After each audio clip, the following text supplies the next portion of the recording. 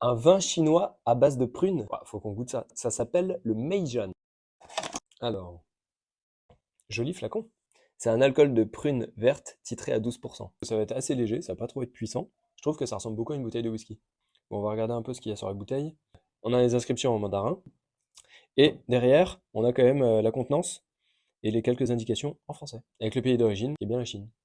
On a reçu un petit verre avec. Allez, on ouvre. Allez, c'est parti. On a pris un fond blanc pour observer la robe. Profondeur limpide, avec quelques reflets teintés.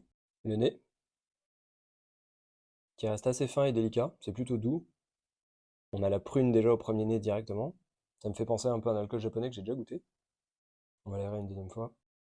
Alors là, il y a quelques notes de miel, caramel un peu, caramélisé.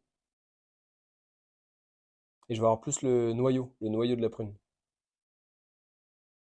Des prunes un peu plus mûres. Merde ça. Petit comparatif, verre de vin old fashion.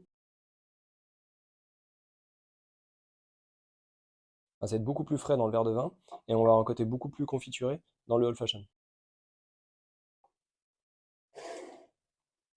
J'ai même plus besoin de le dire, j'ai avalé. Je voulais le crachoir, mais au final j'ai avalé. Merci. Ah, c'est très doux, ça reste assez fin en bouche. Il y a quand même une amertume assez présente. Deuxième bouche.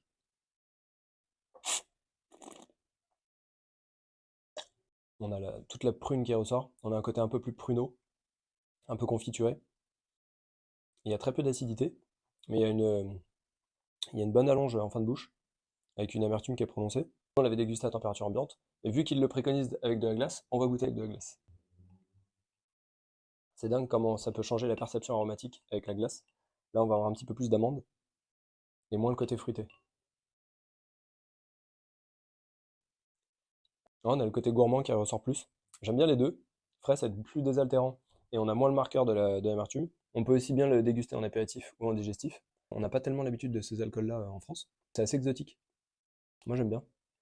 Ça peut être super si vous avez fait un plat un peu épicé. Tiens, d'ailleurs, ça me rappelle que c'est l'heure de l'apéro.